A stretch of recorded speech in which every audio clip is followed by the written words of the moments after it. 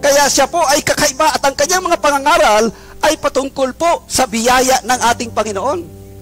Kaya sabi niya, kahit na anong mangyari, ang kanya pong ipinapangaral ay ang tungkol po lamang sa biyaya.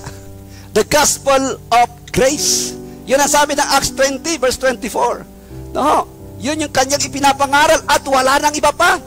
At nais niya na ang matutunan at panghawakan at yakapin ng mga tao ng panahon yon at maging sa panahon din po natin ngayon ay ang gospel of Christ or gospel of grace, sapagkat pag sinabing gospel of Christ, parehas yan ng gospel of grace.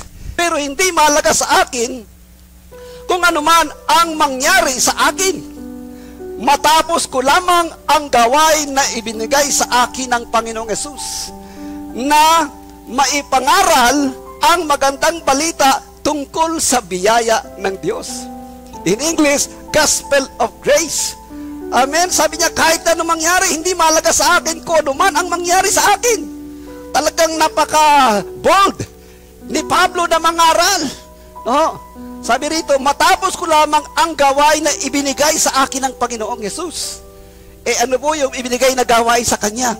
Ipangaral ang mabuting balita ng biyaya.